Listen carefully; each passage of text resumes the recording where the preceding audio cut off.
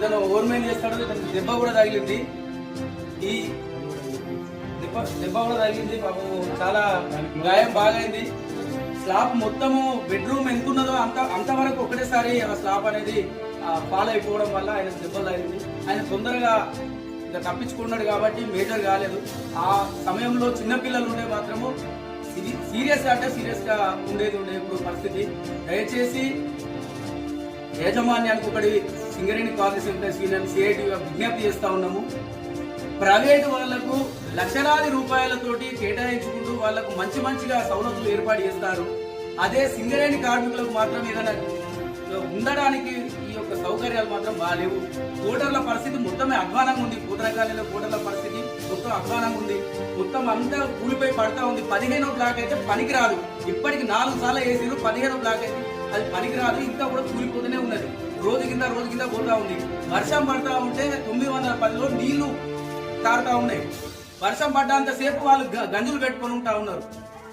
మన యాజమాన్యము సింగరేణి కోటర్ల మీద ఇట్లుంది పరిస్థితి. డీజీఎం సివిల్ గారికి, జిఎం గారికి మేము విన్నవిస్తా ఉన్నాము. దయచేసి ఈ యొక్క సమస్యను పరిష్కరించండి. ఈ కోటర్లు ఏదైతే బాగాలేవో ఈ కోటర్లను అలాట్ చేయవద్దు. అదే విధంగా మనకు మంచి కోటర్లు ఇవ్వండి. కోటర్లు మంచిగా రిపేర్ చేపియండి. డోర్లు మంచిగా లేవు, కిటికీలు మంచిగా లేవు, బాత్రూమ్లు మంచిగా లేవు, డ్రైనేజ్ వ్యవస్థ ప్రాబ్లం ఉన్నది. అన్నిటికన్నా ముఖ్యమైనది కార్మికుడు నైట్ డ్యూటీ పోయేసి పడుకుంటే మీద రూపాయలైనట్టు, అంటే మనం అండర్ గ్రౌండ్ లోనే కాదు ఇంట్లో కూడా సేఫ్టీ లేకుండా అయిపోతా ఉంది.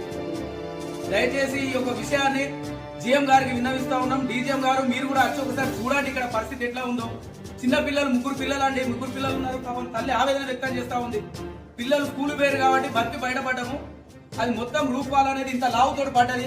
మా ఆయనకు నడుము మీద పడ్డది కాబట్టి పర్వాలేదు అండి. ఇప్పుడు ఆయన లేచి చూడగలుగుతున్నాము. తల మీద పడితే ఇట్లా తల పగిలిపోతే మాకెవరు దిక్కు? పైసలు ఇస్తే మేమేమన్నా పచ్చడి చేసుకోమంటారా? మాకు మనిషి ముఖ్యము.